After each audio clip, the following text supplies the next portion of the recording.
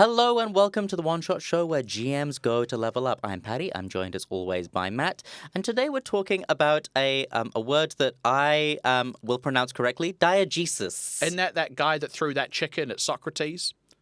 Diegesis, not diegesis. Sorry, I'm don't thinking do of that. Diogenes. My bad. Behold a man.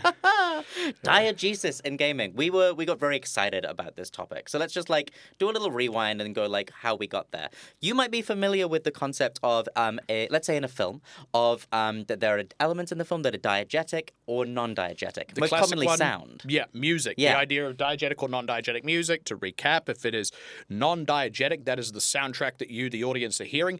If it is diegetic, it is music that is happening in the universe of the film. Now, it may be also used to punctuate other things going on around the film. It may be that character A is listening to a classical concert, meanwhile character B is at a different location staring longingly out the window and the music is continuing to play. However, for character A, that is diegetic music. For character B, it's non-diegetic. They're not hearing the music, we the audience are. Yeah, and in tabletop role-playing, whether we know it or not, whether we are conscious of it or not, we are constantly dipping in and out of different forms of diegesis. We are introducing elements at table that are considered to be diegetic, while at the same time adding in lots of non-diegetic narration on top. Sometimes we use our own sound or score. Do you use sound or score in diegetic or non-diegetic ways? As most obvious example? I have a player who does, actually, which is great. That's beautiful. Yeah, well, he's a GM himself, and whenever he's at the table, he actually pulls it.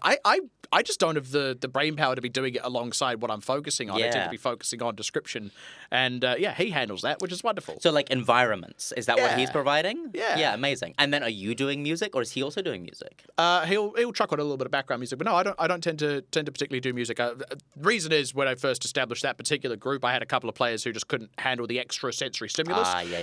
I've never built that into my repertoire and instead created immersion through different means. Yeah. And that's still how I do things. But they tend to be through those means of description, which is a non-diegetic thing. Yeah, so let's... The other way to think about this, I was going to say, is this is actually very similar to the ideas of in-universe versus out-of-universe, or in-character versus out-of-character. But there is a middle ground there, which is that that very descriptive thing, which is not out-of-universe, but not in-character. It's somewhere in between. It's saying, I approach the bartender and ask him what I should drink, rather than role-playing that scene out.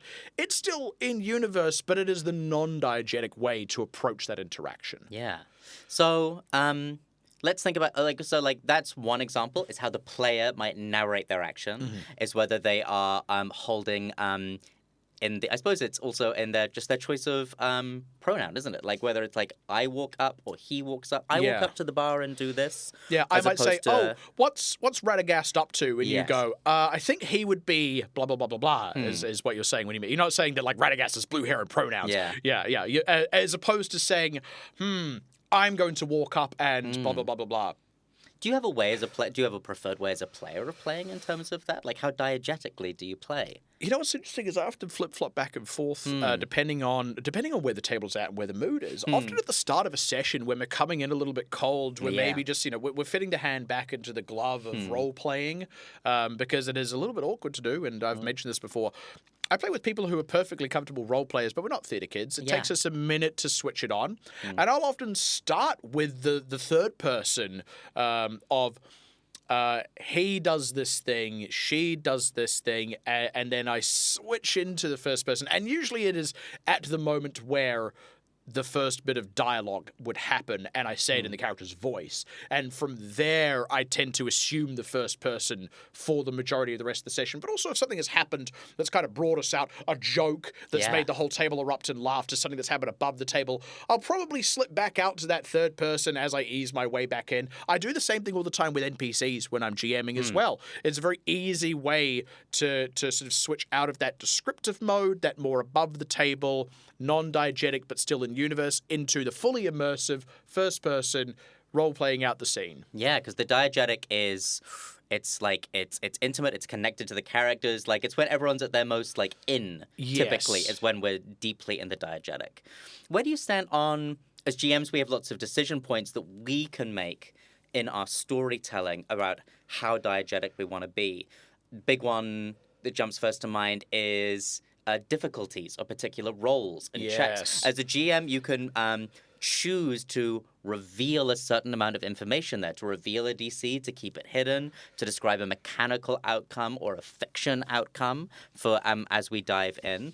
Where do you stand on that? Like, in your games, what are the benefits that you see to going like this is a DC 25 check as opposed to leaving it in the nebula? See, I am like I'm on a total extreme with this where I call it almost a low information GM where I don't tell you what roll you're trying to beat. Like, you are lucky I'm telling you what skill you're rolling.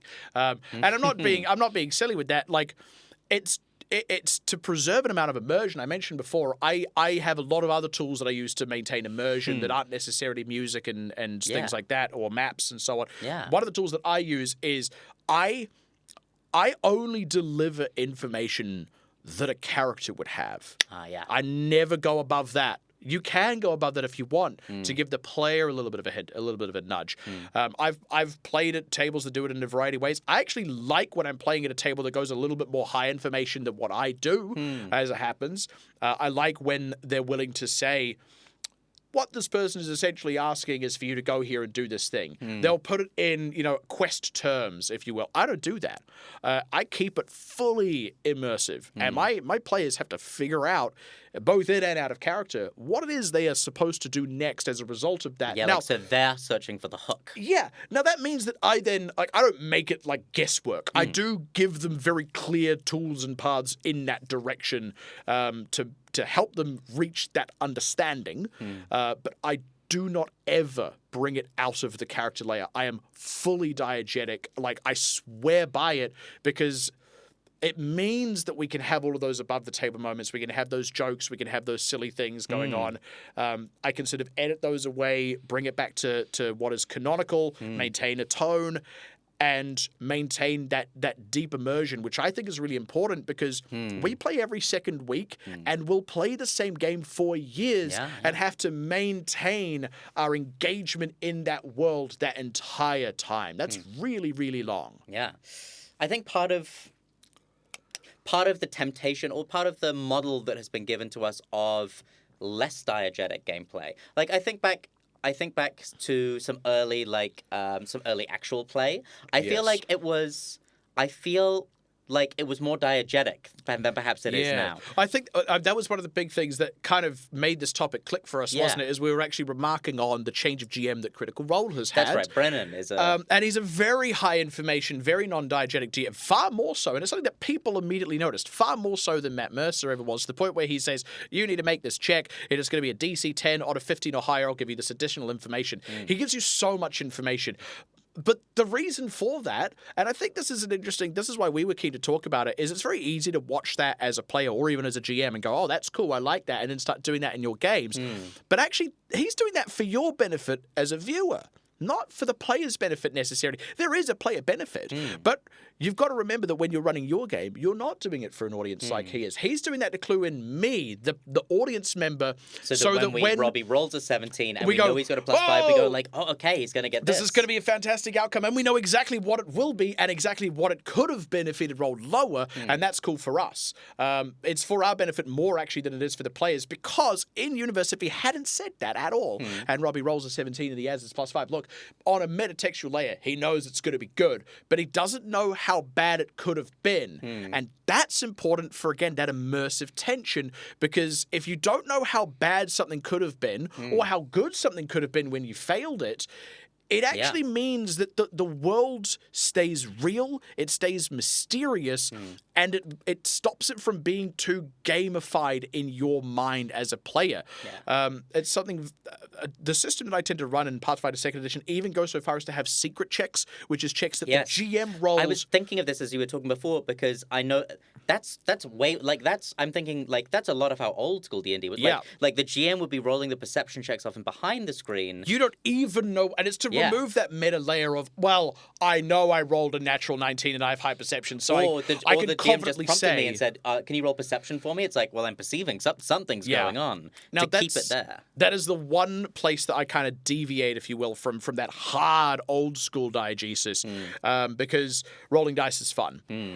Me saying to a player, having made a secret check going, you don't notice anything about this room. That sucks. Yeah. That's so boring. Yeah. Rolling dice is fun. Getting to actually interact with the game's mechanics is fun. Or even they walk into a room and I say, you noticed the obvious signs of a secret door because I've rolled them a natural 20. Again, it's boring. What's fun is the player getting to roll their own natural 20. Yeah. And then we have the moment. And then it's okay that they know on a metatextual level that they see everything, including God himself. Yes. Because we are also still here to play a game. Yeah. I also go, other edge case that I think of is in an encounter with a creature that you are battling. How are you giving clues? How are you giving clues to the progress of the battle without divulging the language of armor class or hit point? Because I also feel like that is...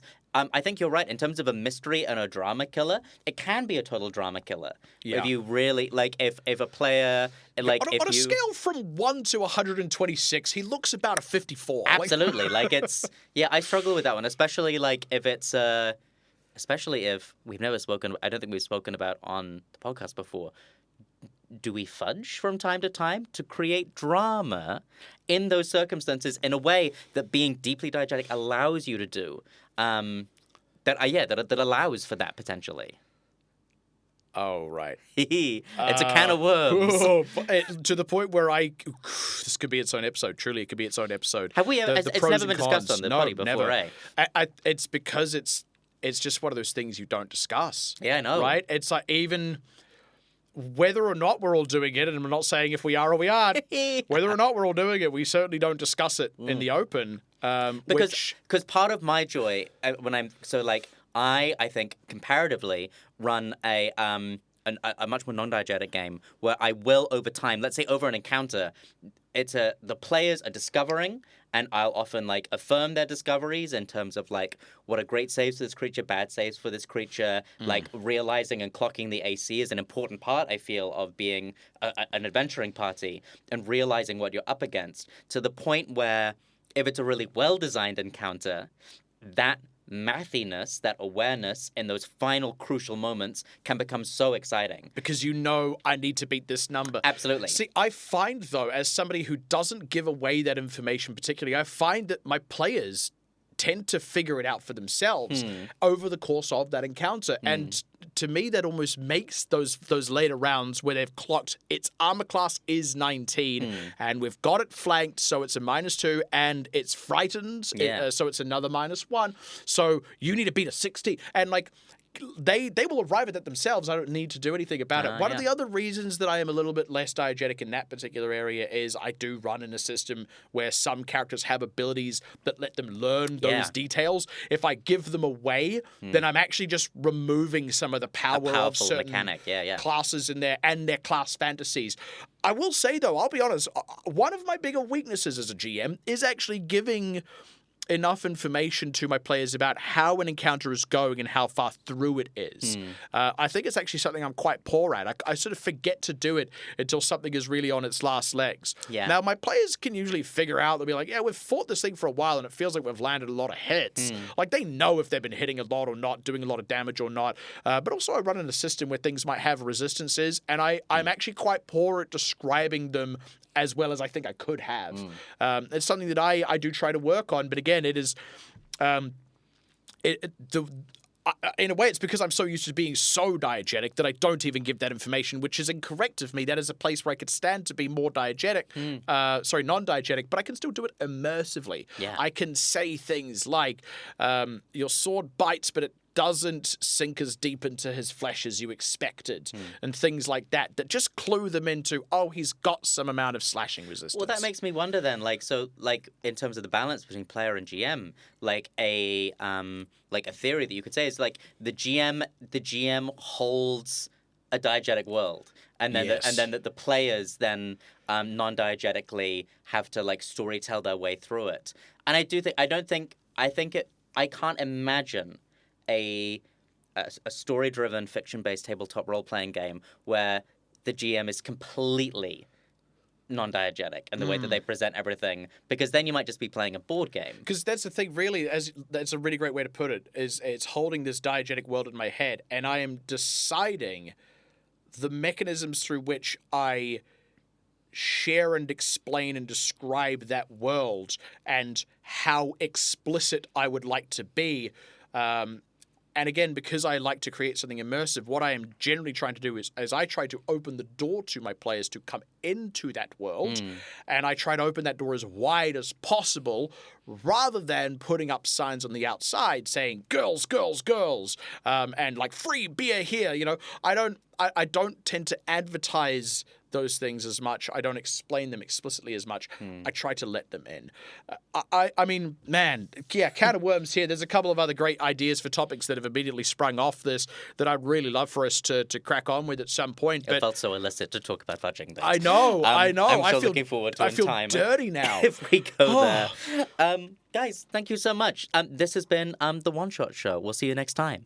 If you're enjoying listening to The One Shot Show, why not support us on Patreon? Go to patreon.com/OneShotShow, where you'll be able to find video versions of our episodes, long-form bonus episodes that we release every single month, access to our community Discord server. You can pose questions for our special Q&A episodes, and if you're back at the higher tiers, you can even vote on what questions we cover in our show. Check it out.